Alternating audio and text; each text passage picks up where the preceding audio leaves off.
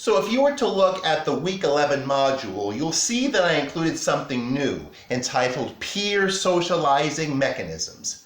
I want to go over them briefly, so to make things easier, I encourage you to open up that file, Peer Socializing Mechanisms. Okay, you doing that? Have you done that? You haven't done that? Okay, pause the video. All right, so one peer socializing mechanism we see is called reinforcement. So reinforcement is one socializing mechanism that peers use with each other. So we already learned about positive reinforcement and negative reinforcement. Well, my behavior in middle school was modified by reinforcement. When I first entered the 9th grade, I had spent 2 years before in private school. So I really had no clue about what kids in public school wore or brought with them. Well, on the first day of 9th grade, I brought with me a briefcase in which I carried my books. So there I was, walking to the bus stop with my briefcase full of books, and a bunch of kids, saw me and they were giggling. Finally, one kid said to me, "Yo, Jacobs, how come you're carrying a briefcase?"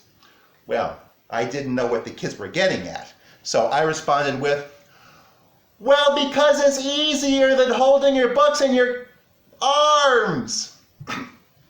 Well, later that day I thought about it and I realized, oh, I get it.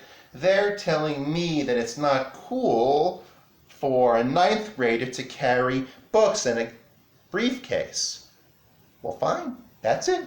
From this point on, I'm not going to carry my books in a briefcase.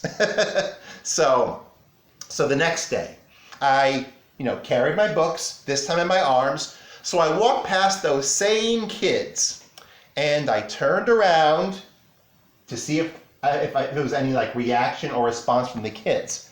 And the response from one kid was, which made me think, oh, okay, this is the right thing to do then.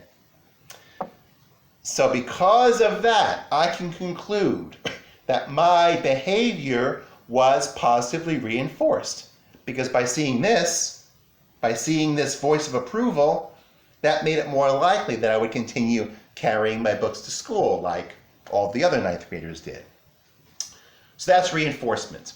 Then there's also modeling, but the one that I really want to get to is punishment. I can recall a situation in which I punished another kid, a friend, no less. This was in the 2nd grade. And during the 2nd grade, we had reading time in which each of us would get a chance to read a book and to pick somebody to help him or her read the book. And so my friend at the time was Jeffrey. And whenever it was my turn to read, I would pick Jeffrey. When it was Jeffrey's turn to read, he would always pick me. And this was a pattern that pretty much continued until one day, when it was Jeffrey's turn to read, he didn't pick me. He picked somebody else. Worse though, he picked a girl. So he picked a girl and the girl went up with him and I was muttering, Jeffrey's picking a girl. To which Jeffrey said, "Yeah, that's right, Mark. I'm picking a girl." As if to say, what's wrong with that? So I was thinking, I'm going to get even with him.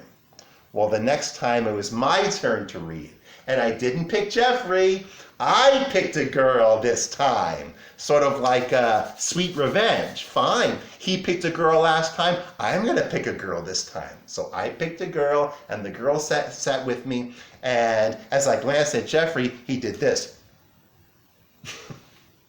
So, yeah.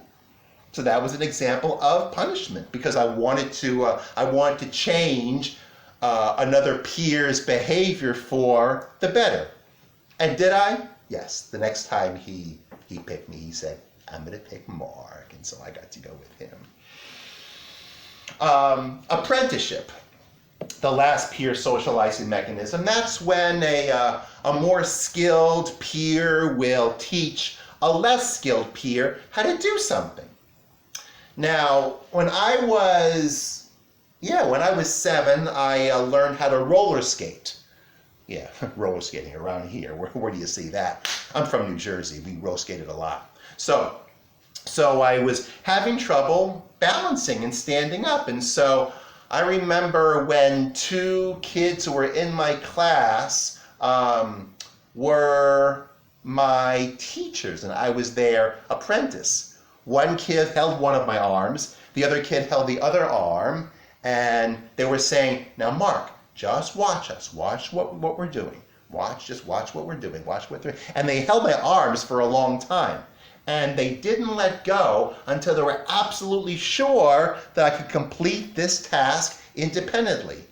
And that's what the apprenticeship socializing mechanism means. When a more skilled person helps a less skilled person until we know that that lesser skilled person is all set to do it all by himself or herself. Okay? So now, part 3, and this is the last part of the ICA.